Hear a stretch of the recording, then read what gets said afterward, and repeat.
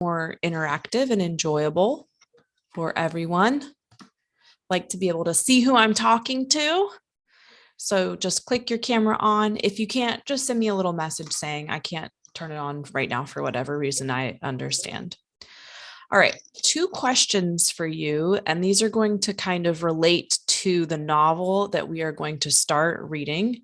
And I know this says, welcome to intermediate writing. Let me just quickly change that. That is not the class we are in. We are in 8th through 10th reading. Wait, excuse me. Can I go change into my computer because I'm on my iPad right now, so I might have to leave for like a minute. Yeah, absolutely. Thank you for letting me know. Actually, let's before we answer this question, I'd love for everyone to just introduce themselves and maybe talk about what they hope to get out of this class. This is a intensive reading class, more English literature. So Anna, why don't you go first?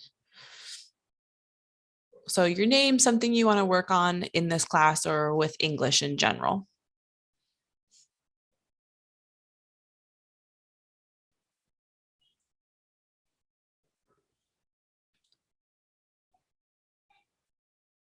Okay.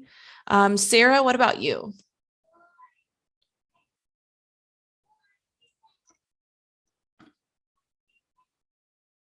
Okay. And Yuhan, you have a bad mic. Are you able to share it all?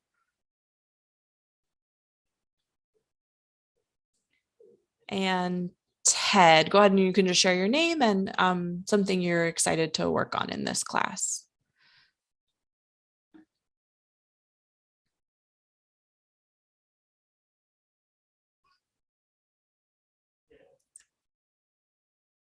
Yes, you can type for your answers, Yuhan. Thank you. I appreciate it.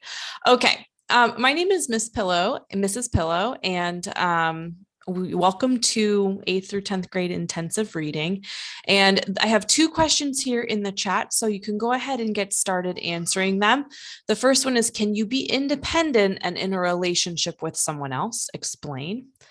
These questions definitely connect to the book that we're reading.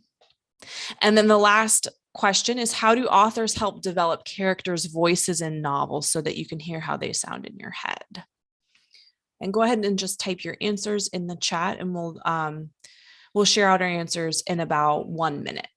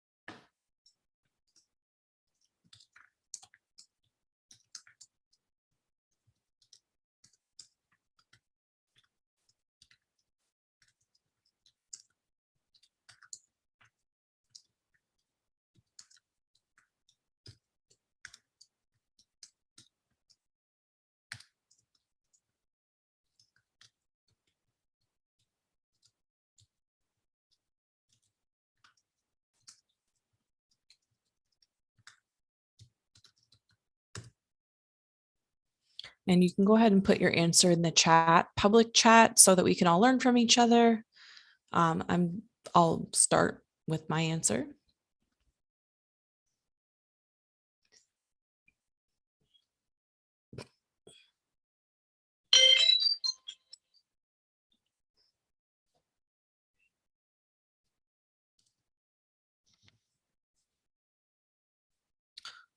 All right, that is time. Would anyone like to share? Anna, do you want to share your answer to number 1? Sure. So I said yes, because I think people can be independent even though they're like in a relationship with someone. Like, to be in a relationship doesn't really mean you have to depend on them and things like that. Okay. So you can still be your own person and have a friendship or a romantic relationship with someone else. Yeah. Okay. All right. I said that you need to set boundaries with another person and then be clear who you want to be, because if you don't, then sometimes you can start to blur the lines between yourself and the other person, especially if it's a very close relationship. What about the second question? How do authors help develop characters' voices in novels? Second question. I know some of us are just auditing the class. Okay, thank you. Thank you for your answer, Ted. I appreciate that. All right, the second question we're going to talk about today. So here's our Google Classroom. I'll put the code in. And if you can join it, that's great. You'll have access to the materials. There's the code. If you need help joining Google Classroom, you can just send me a private message and I'll be happy to walk you through those steps. Okay, so what are we doing this semester? First of all, a little about me. My name is Mrs. Pillow. I am a Harvard educated English teacher. I've taught English for about 10 years in high school. So I've done 10th grade, 9th grade, 12th grade. I've taught middle school. And now I teach English online, and I also do some SAT English as well, the reading and the writing section. So I kind of do a lot of different things, but I love reading literature. So this semester, the point of this class, the intensive reading, is to make sure that you're getting more exposure to books that you might not see in school. There's only so many books you can read every single year in class. And so the broader your foundation for reading, the better your scores are on a test like the SAT or on those upper level AP classes like AP English Language and AP Literature. Which I've taught both of those courses as well. And so I know from firsthand experience, having a large, broad foundation is really what helps you the most as you're sort of preparing for college and beyond. So for 4 weeks, we're going to be reading a book called Their Eyes Were Watching God. It's a novel. And then the next 4 weeks, we'll be reading A Streetcar Named Desire, which is a drama. That's a theater play. And then the last 4 weeks, we're going to be reading some famous essays, which I've listed here. Some of those might change depending on how I kind of decide, but these are 4 very famous essays in the English language that you will be reading and discussing. All right, our focus today is literary analysis of a novel. So we'll be doing this for 4 weeks. And the objective today is, how does an author evoke the setting of the novel? How do you know that the novel is set where it is? What kind of information do you know about that setting? How is that going to impact your characters, how your characters develop? Setting is a huge part of a novel. I always talk about it at the beginning, and it's almost like another character itself. All right, so this is our book that we are reading. There's the author on the right, that's Zora Neale Hurston. She was born in the late 19th century and then lived through the early 20th century. And she died in obscurity, but her works have become very famous over time. And this book in particular is set in the 1930s in Florida. And it's set in a Black community. And she writes in dialect. So that's probably the most challenging part of this book, but the thing that I really like showing students the most, because it's when an author writes in a way that mimics how characters speak. And so you're going to get a sense of who these characters are based upon how she writes. A lot of students find the dialect to be rather challenging because you kind of have to read slowly and hear it in your head. But it also gives you a flavor for what these people's lives were like in the almost 100 years ago at this point. Okay. My question for you is, why would an author write in a way that mimics how characters speak? Why write in a dialect? what would be the point of that? And you can just take 30 seconds, think about it, and go ahead and type in the chat. Why would an author write in dialect when they could just write normally?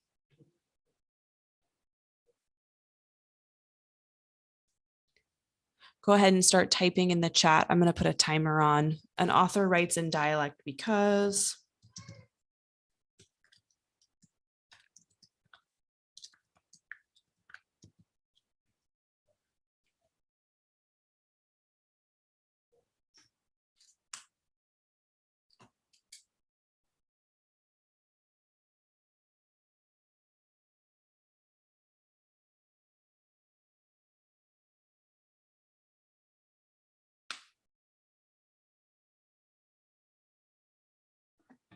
Okay, a few more seconds. Start wrapping up your thoughts here.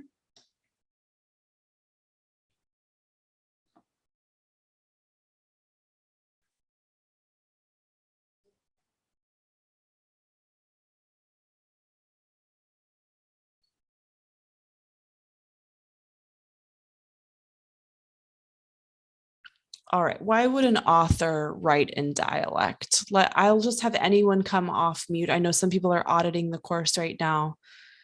And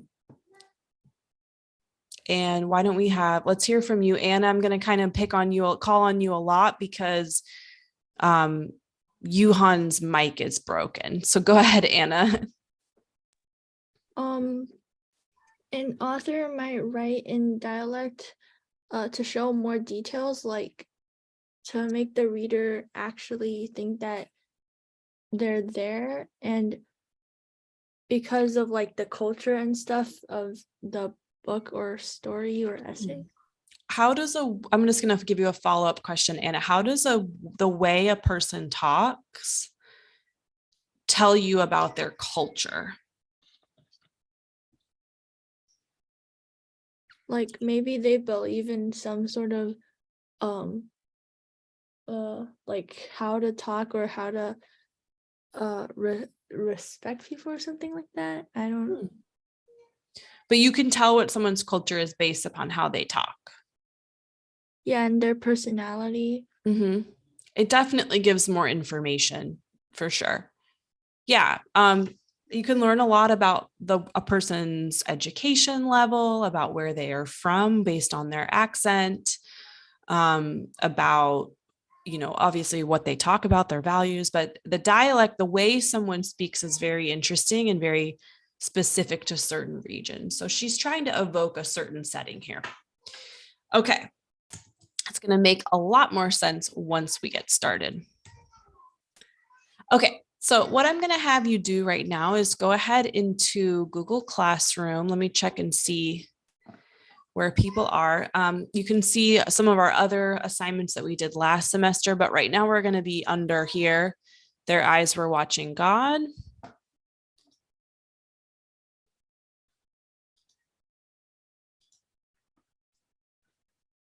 And you'll see we have both classwork listed and then also homework.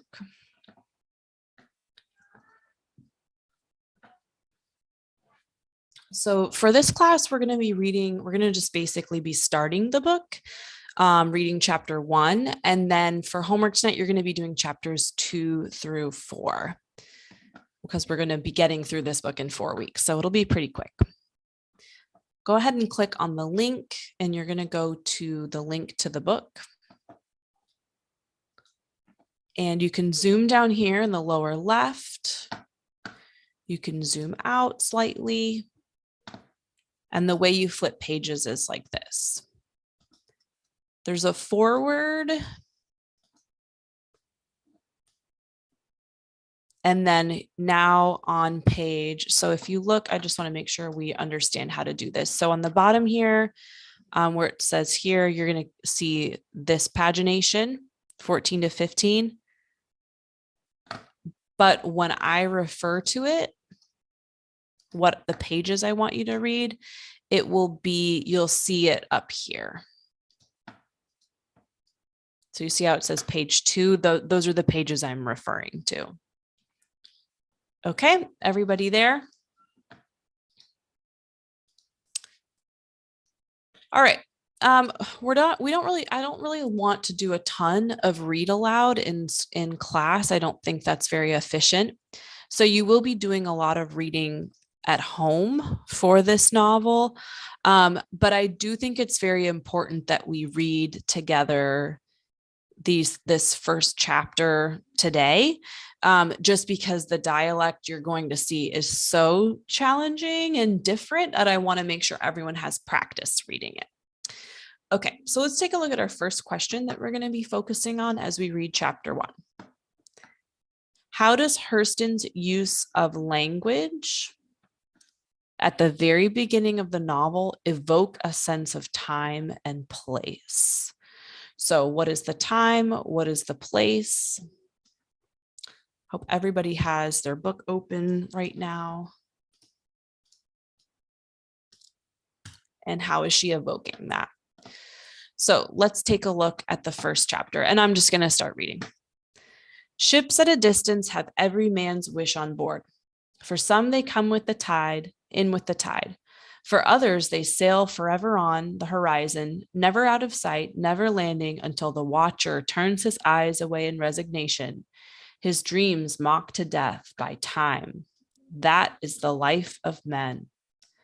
Now, women forget all those things they don't want to remember and remember everything they don't want to forget. The dream is the truth. They act and do things accordingly. So men are wishing and his dreams are mocked by time, and women are able to forget things they don't want to remember. So the beginning of this was a woman, and she had come back from burying the dead. Not the dead of sick and ailing with friends at the pillow and the feet. She had come back from the sodden and the bloated, the sudden dead, their eyes flung wide open in judgment. That word sodden means wet or waterlogged. Maybe somebody drowned. We don't know. We're going to find out. The people all saw her come because it was sundown. The sun was gone, but he had left his footprints in the sky. It was time for sitting on porches beside the road. It was the time to hear things and talk. These sitters had been tongueless, earless, eyeless conveniences all day long. Mules and brutes had occupied their skins, meaning they work really hard, these people, probably like manual labor. But now the sun and the boss man were gone, so their skins felt powerful and human. They became lords of sounds and lesser things. They passed nations through their mouths and they sat in judgment. Okay, judgmental people watching this woman come into town. Seeing the woman as she was made them remember the envy they had stored up from other times. So they chewed back parts of their mind and swallowed with relish. They made burning statements with questions and killing tools out of laughs. It was mass cruelty. A mood come alive. Words walking without masters, walking together, all together like harmony in a song. What's she doing coming back here in them overalls? Can't she find no dress to put on? Where's that blue satin dress she left here in? Where's all that money her husband took and died and left her? What that old 40-year-old woman doing with her hair swinging down her back like some young gal? Where she left that young lad of a boy she went off here with, thought she was going to marry, where he left her? What he done with all her money? Betcha he off with some gal so young she ain't even got no hairs. Why she don't stay in her class? When she got to where they were, she turned her face on the bander log and spoke. They scrambled a noisy "good evening" and left their mouths setting open and their ears full of hope. Her speech was pleasant enough, but she kept walking straight on to her gate. The porch couldn't talk for looking. So these townspeople are extremely judgmental, gossipy, questioning what happened to her. And she is not concerned at all. Keeps walking. Okay, so let's take a look at the beginning of our classwork here. And I'd like to ask you the following question. So, how does her use of language evoke a sense of time and place? Or in other words, how do we know what the setting is based upon page 1? There's some details that we have here on this page.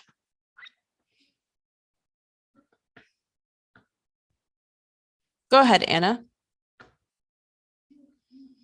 The time was sundown and they didn't have cars.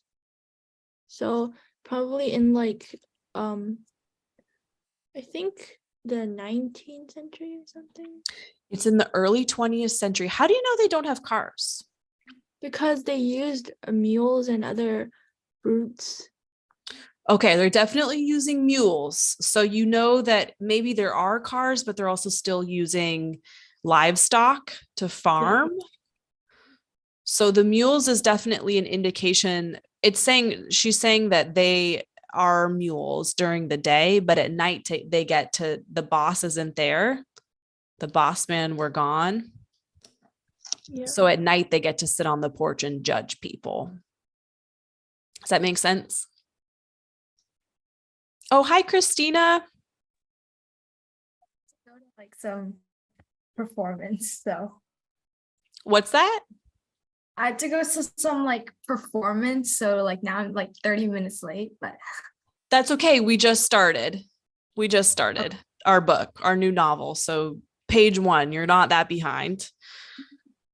Okay, so Anna has said our author is evoking a sense of time and place because we know it's sunset, we know a woman has come back, and we know that these people are maybe not very wealthy. Okay, any other things we know about this sense of time and place here from page 1 or 2? Just come off mute if you have an idea. Can I talk about page 2? Yeah. It says women was like they usually wore dresses, so maybe that is like a clue. What's that a clue of? What is that telling us about her, the woman? She doesn't care about what other people think. Mm-hmm. Do the people on the porch care what other people think?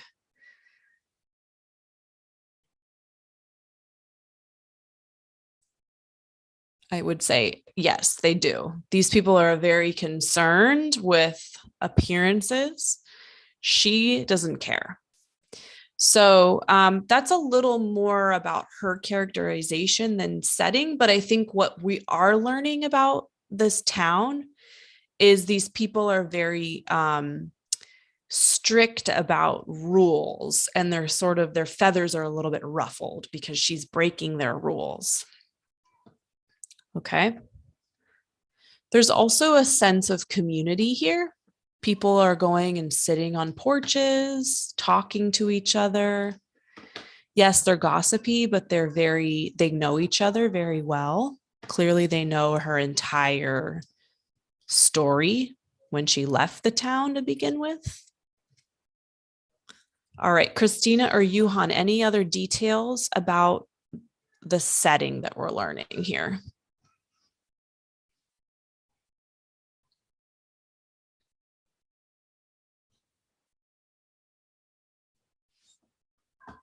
Not really? Okay. All right. So I want you to go ahead into your classwork and you can start typing your evidence here actually, let's read a little bit on about Phoebe a little bit. I'll keep reading just because I want you to get used to the dialect. It's not going to be a common occurrence for me to read to you, but it is very important that we do this. All right. We're down here where it says the men noticed her firm buttocks. like she had grapefruits in her hip pockets, the great rope of black hair swinging to her waist and unraveling in the wind like a plume. Then her pugnacious breast trying to bore holes in her shirt. They, the men, were saving with the mind what they lost with the eye. So they kind of think she's attractive. The women took the faded shirt and muddy overalls and laid them away for remembrance. It was a weapon against her strength, and if it turned out of no significance, still, it was a hope that she might fall to their level one day. But nobody moved, nobody spoke, nobody even thought to swallow spit until after her gate slammed behind her. Hold on. Pearl Stone opened her mouth and laughed real hard because she didn't know what else to do.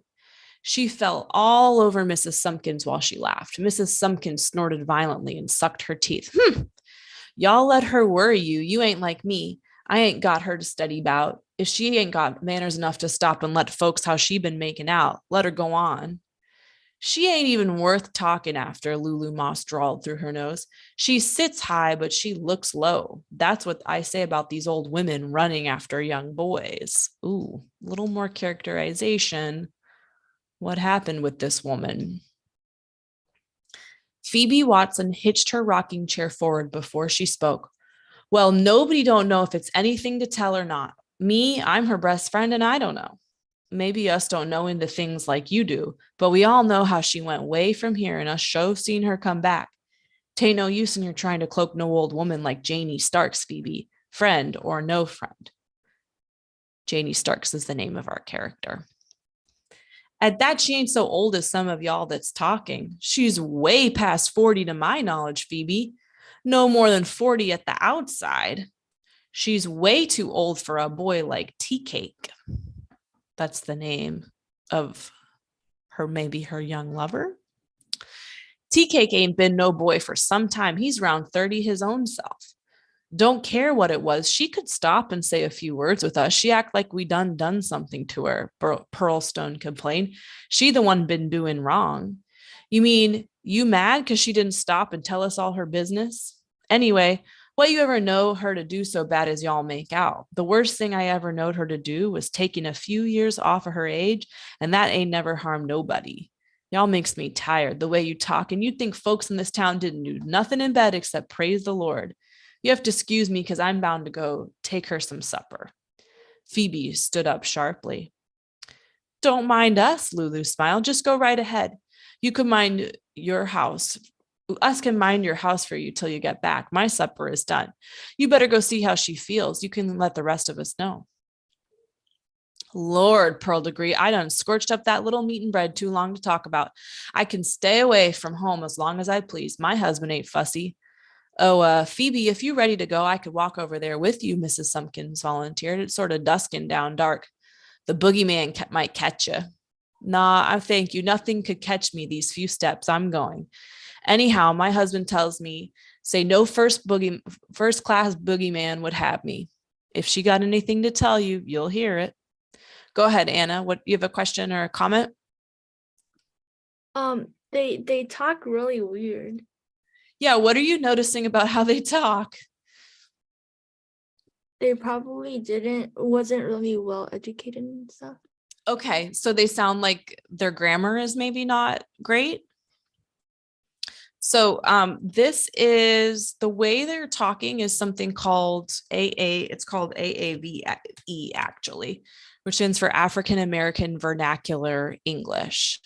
So this story is written, Their Eyes Were Watching God was written about a town called Eatonville, which is a real place in Florida. I'll show you where on my little map here.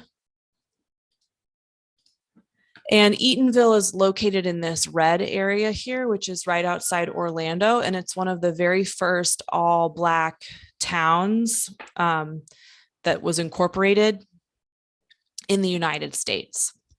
So they're speaking in a very particular dialect. And then Zora Neale Hurston decided she was going to exactly write down exactly how she hears them talk. So like I is how they say ah, and it kind of sounds like how someone might say it if they're talking. Do you find it hard to read, Anna? No, I'm just saying it's weird. It's weird, but you can understand it? Yeah. Okay, good. Christina, are you good with it? Yeah. Christina's always good with everything. Okay, good, Christina. Christina, you got, if you can do Macbeth, you can do Zora Neale Hurston. Some people struggle with it.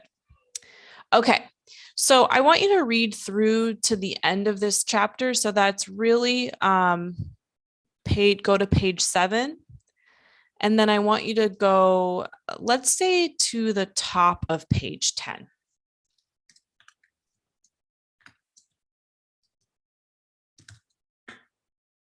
All right. And I'm going to give you, it's not going to take you long. Let's say 6.5 minutes. And if you're done, you can start answering your questions in your classwork and we're going to discuss those. Okay.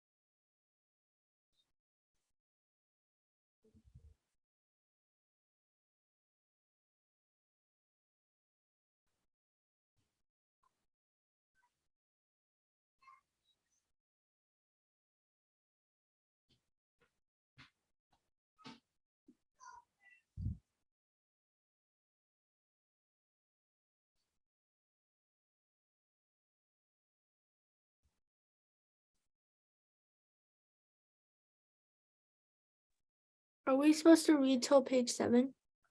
Yeah, I want you to actually, can you go ahead and read to page 10? Oh, okay, sure.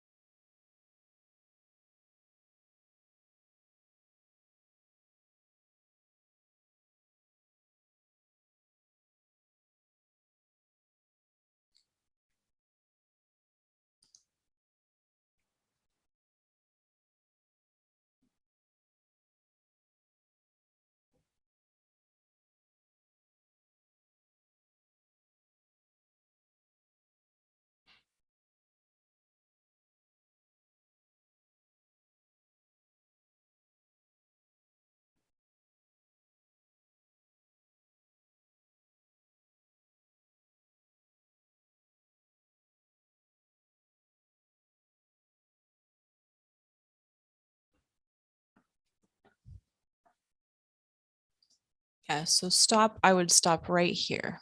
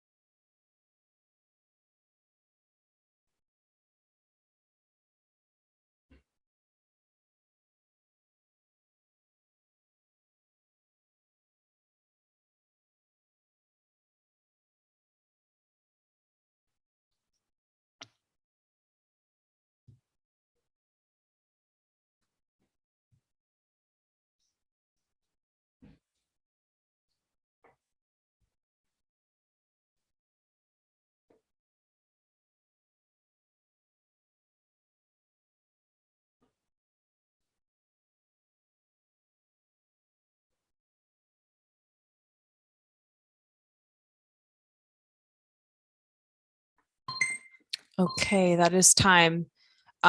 Just give me like a little sign that I know you finished. You can say yes in the chat. Just type yes if you finished through page 10, halfway down. Or no, just tell me where you finished then.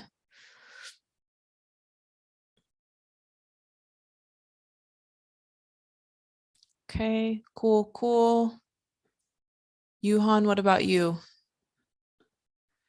All right, I want to hear your impressions about how the story is. It's hard to use on your phone. Okay, that stinks. I want to hear about your story. I'm sorry. I want to hear your impressions about the story so far. Janie, Phoebe, the townspeople, their attitude about the townspeople, etc.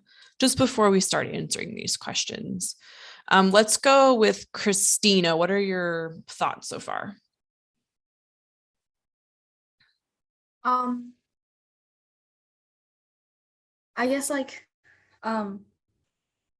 Janie's friend with Phoebe, but like they don't like think very highly of like most of the people.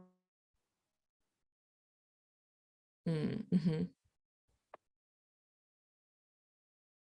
Yeah, why don't they think highly of them?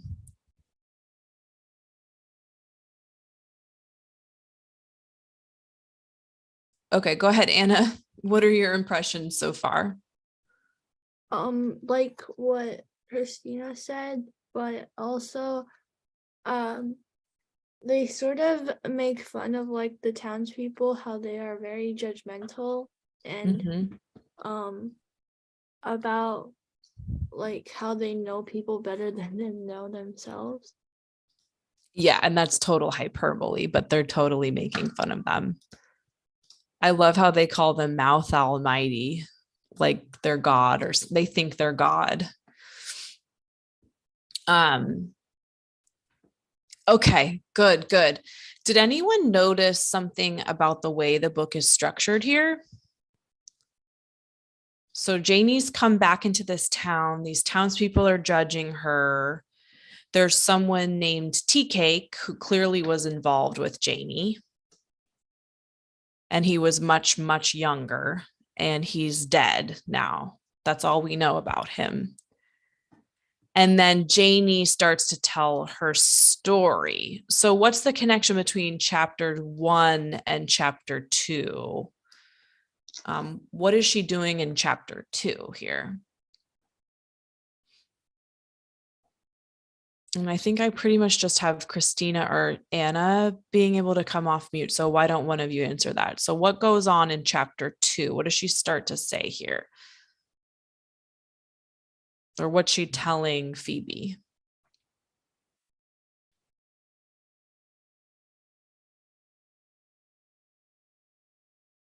Go ahead, Anna. You can just come off mute. This is a small little group. In like the on page 9, they're talking about like white people. Yeah, what is the deal with the white people there? How does that connect to Janie's life?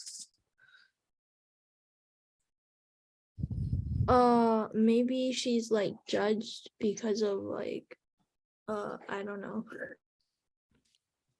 Okay. So, all right, Christina, do you have a sense of what's happening in chapter 2 or why that's different from chapter 1? What's happening?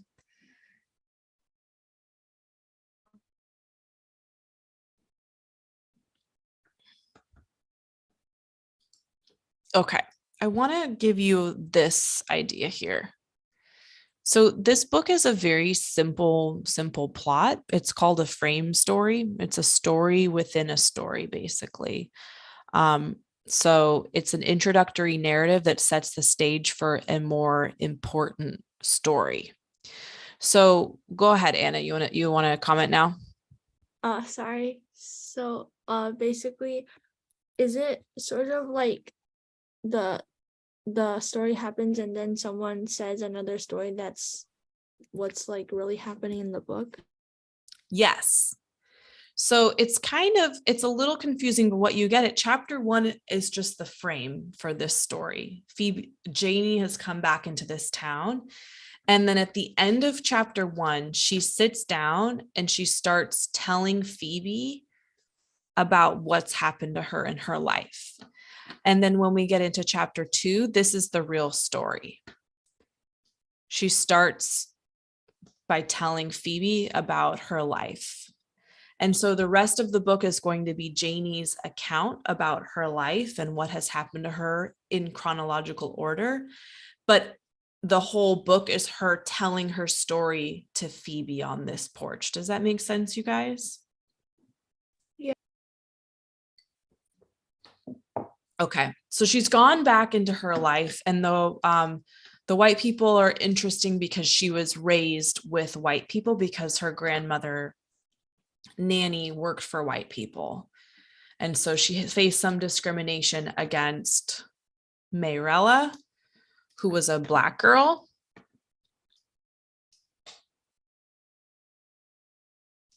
And she didn't really like that Janie was wearing these clothes, the hand-me-downs that the Washburns gave her. So there's already a little bit of difficulty in Janie's life. Okay. I have 6 questions here for you. We've already done number 1, so 2 through 6. Don't do the final right. I'm going to give you a few minutes to work on those. And if you're able to join the classroom, that's really helpful for me because I can give feedback as you are working.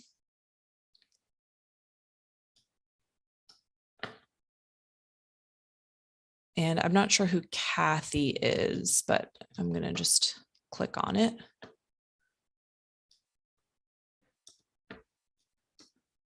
All right, so questions 2 through 6, I'll give you another 6 minutes to work on that. And then we're going to have a big discussion about it.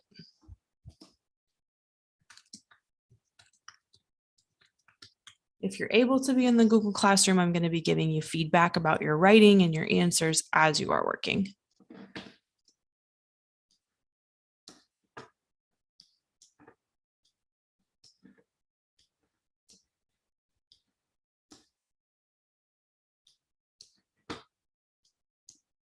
If you're not able to join the Google Classroom, you can just look at my questions that are on the screen, and you can feel free to send me direct chat.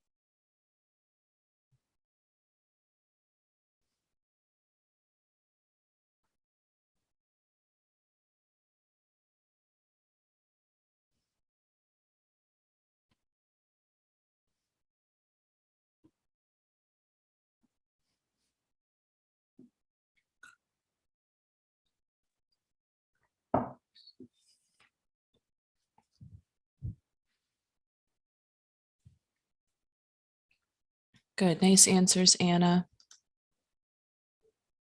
Oh, I love that word bedraggled, Christina. Good vocab.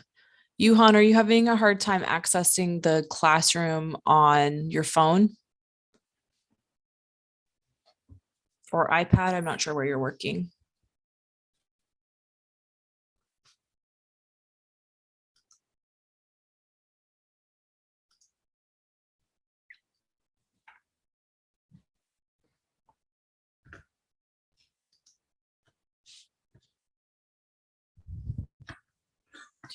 Okay, so Yuhan, what you can do is you can just see the questions I have up on my board. You can just direct chat me your answers to that, okay? And I'll give you feedback in the chat.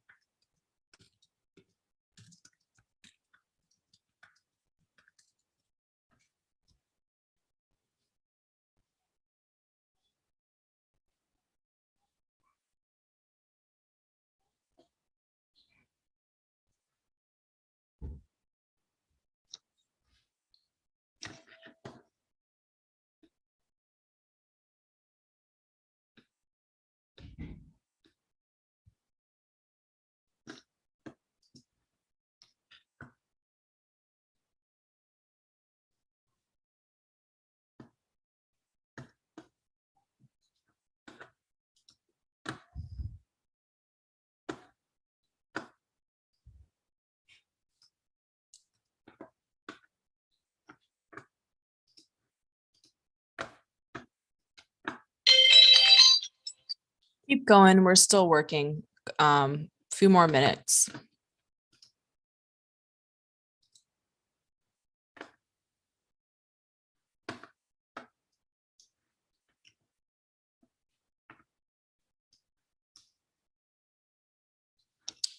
Okay, thank you for that, Anna. Anna, if you can look on pages.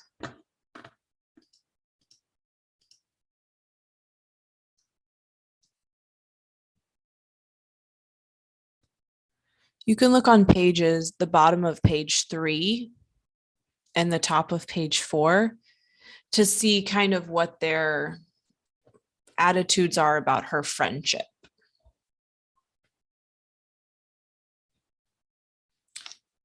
If you look at my board, I'll just give you a couple hints here. Especially right here.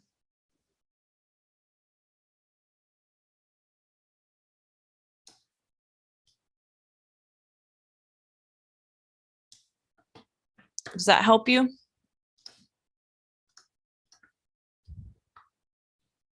Okay, good.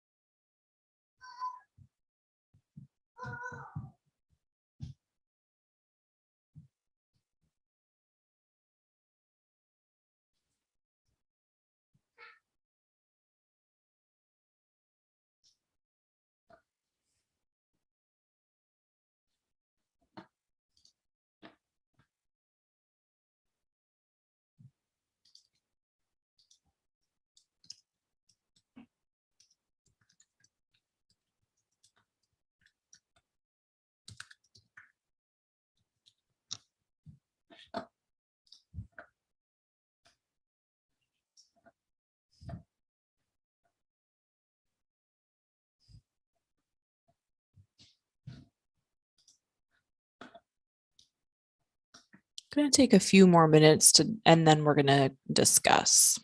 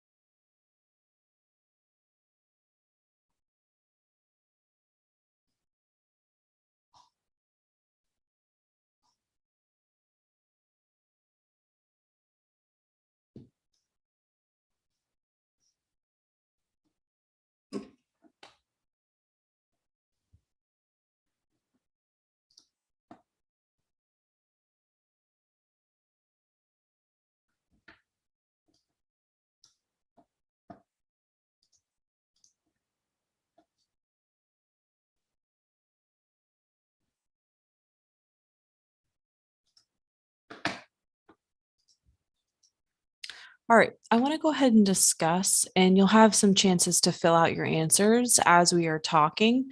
I'd love to hear your answer to number 2, Anna.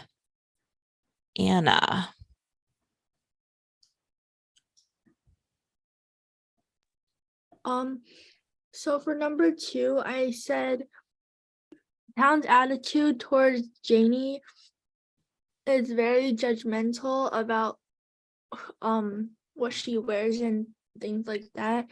On page 2, it says, what's she doing in den overalls? Can't she find no dress to put on and blah blah blah. It shows that the town's attitude is really judgmental about appearance and what people wear. Mm-hmm. Anna, do we have other clues about what Janie's appearance is beyond the overalls? Do we know what she looks like as a woman?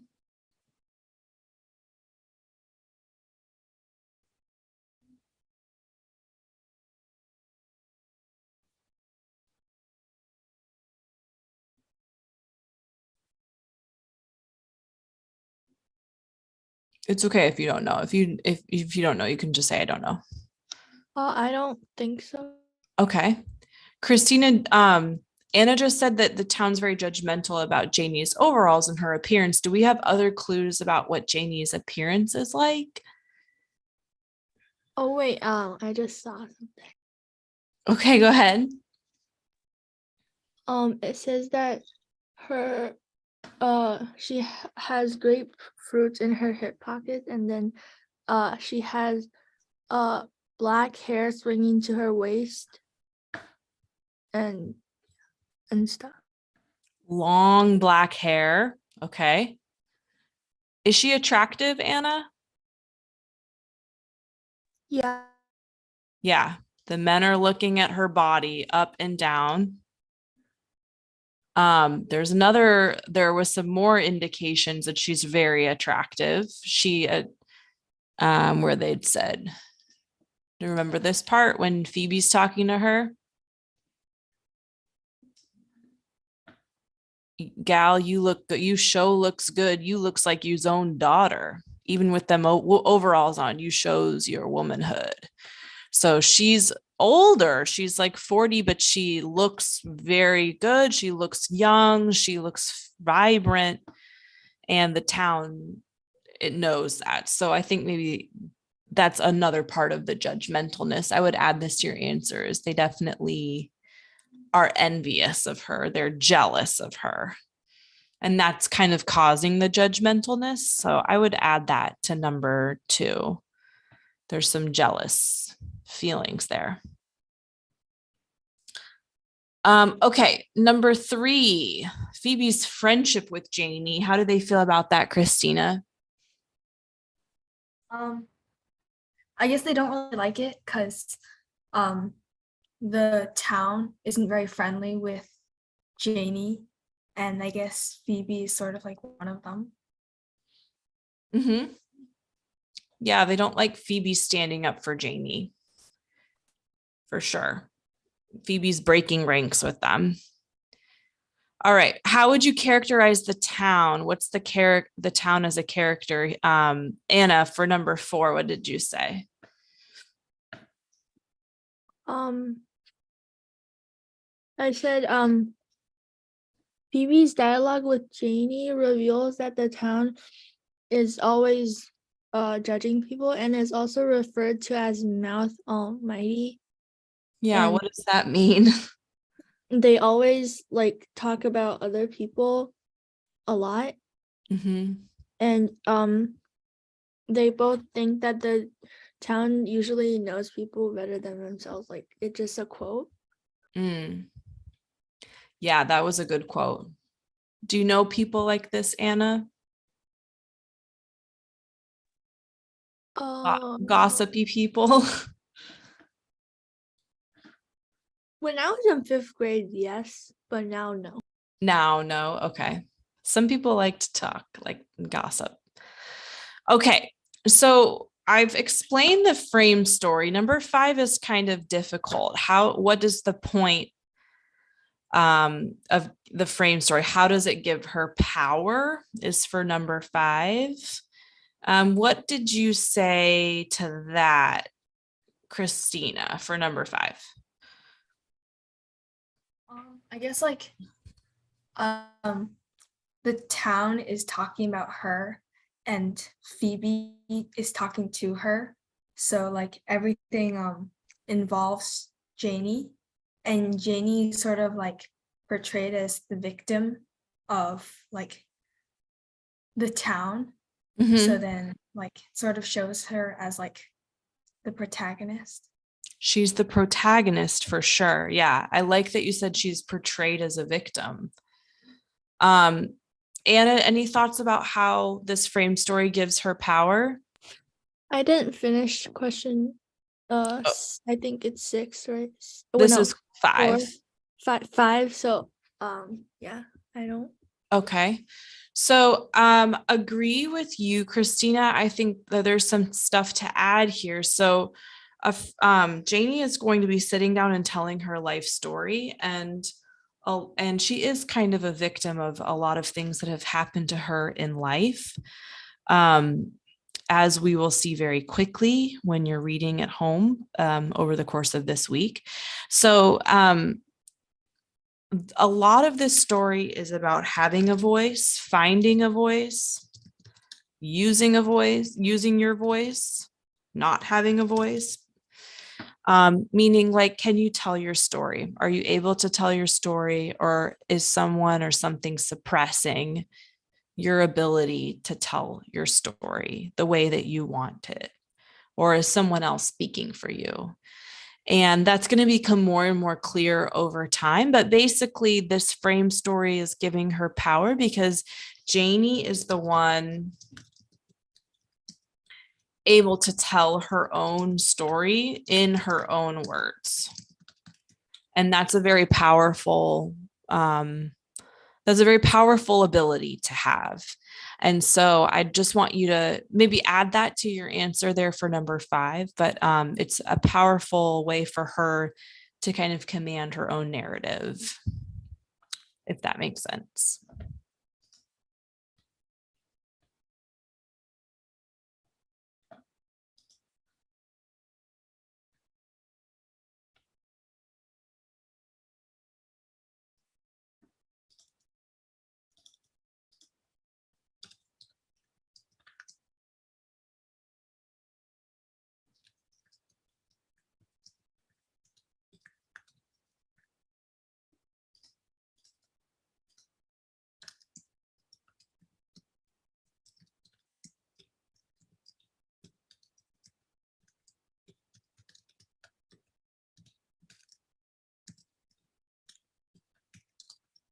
Okay, thank you. And I'm going to check what you have here.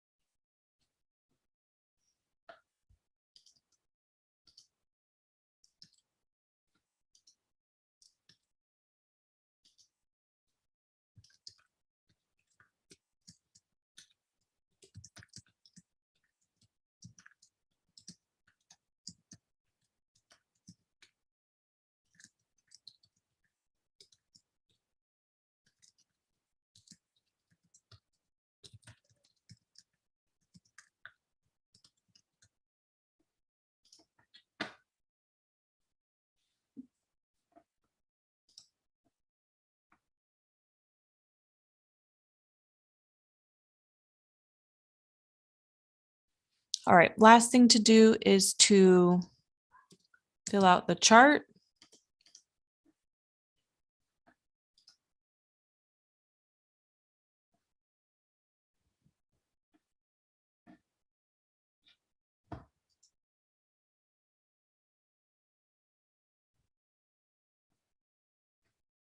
You didn't have to delete that, Christina. You could have just added. I liked what you had to say.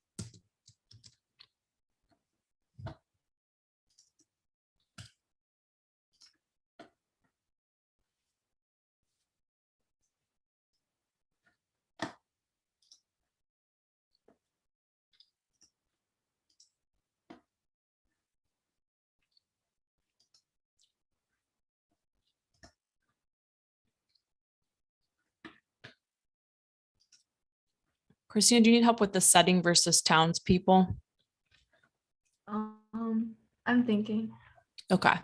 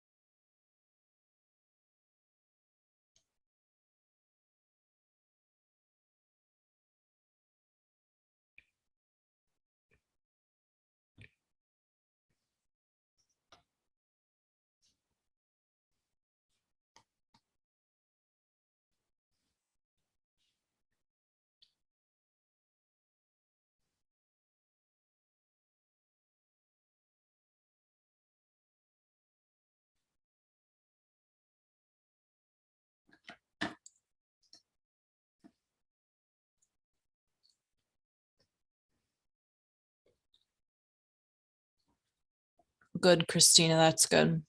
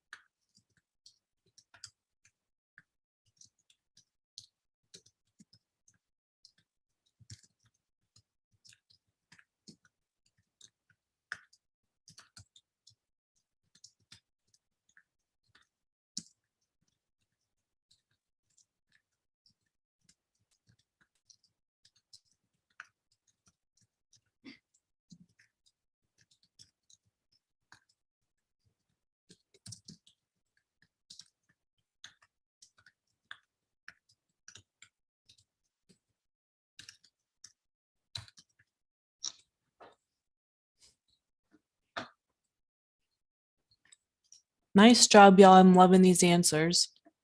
We're going to go for another couple minutes. I'm just looking at where people are at right now. Most people are still in the chart here.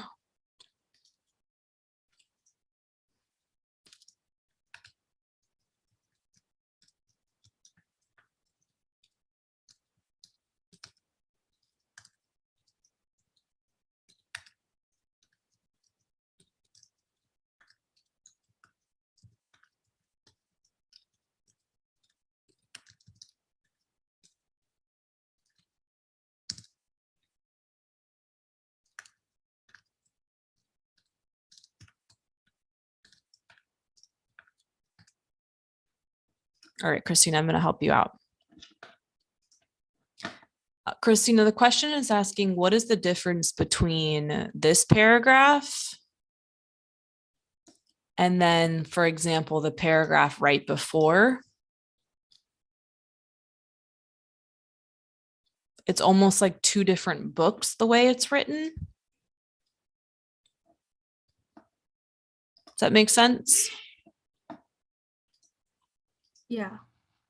So what's the contrast there? And just kind of think about, why did she choose to do that? It's so lyrical and powerful, the writing, when she's just writing her prose and when Hurston's writing in her voice. But then the contrast between that and the dialect is so stark. Okay, thanks. See what I'm saying? Yeah. Okay. It's probably one of the most unique things about this book.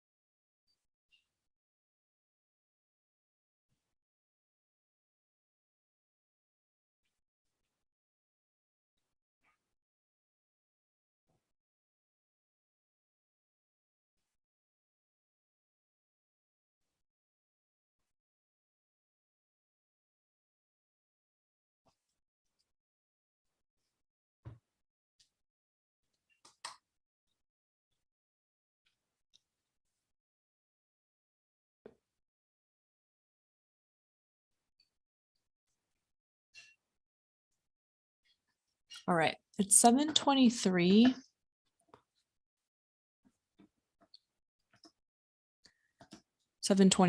Or it's 7:24 my time. If you're on the West Coast, it's 4:24.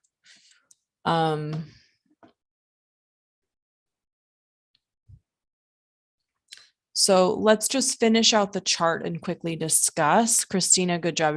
Christina's already moving on to the final right here, which is the final step.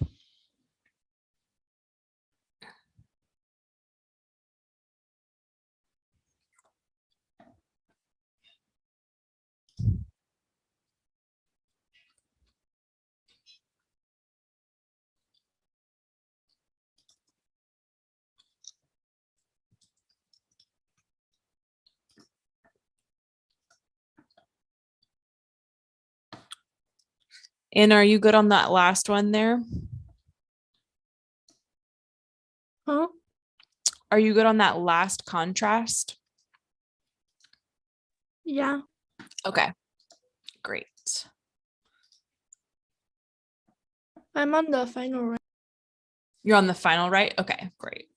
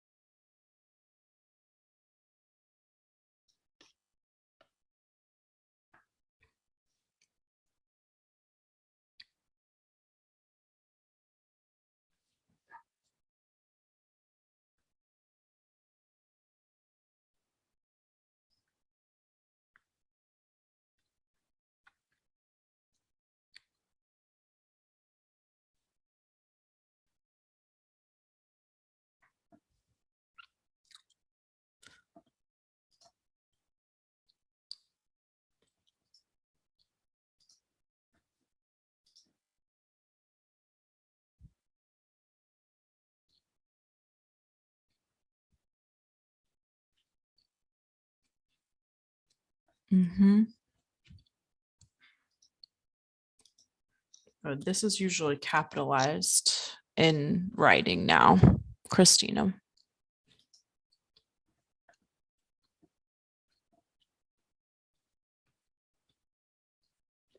Good, Anna. Make sure you state what the purpose of that is. What is she trying to do by showing that contrast? Okay.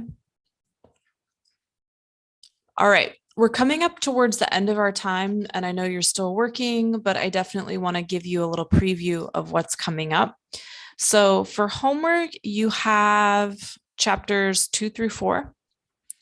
And that will take you through page 33. So about 23 pages. It's really not that much. But this book is pretty short, I'd say. It's only maybe 200 or so. It's very dense though. And so next class, come really prepared to talk about the metaphors on those pages. And then if you are someone, I don't think this is a problem here, but if you're somebody who's struggling and you'd like with the dialect and you'd want to hear really what it sounds like somebody reading it in the accent that people actually spoke with, you can Google this, Their Eyes Were Watching God, chapter 1, and then there's a woman that reads it in a really good voice. She's like an actor and she reads it really, really well. So that's also a cool experience to read that and then go through. Okay.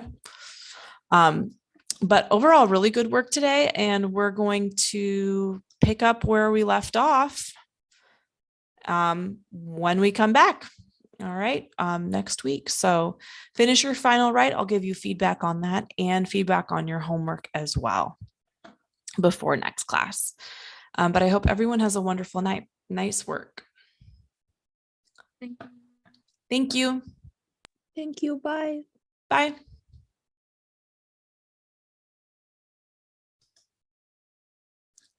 Bye, Yuhan.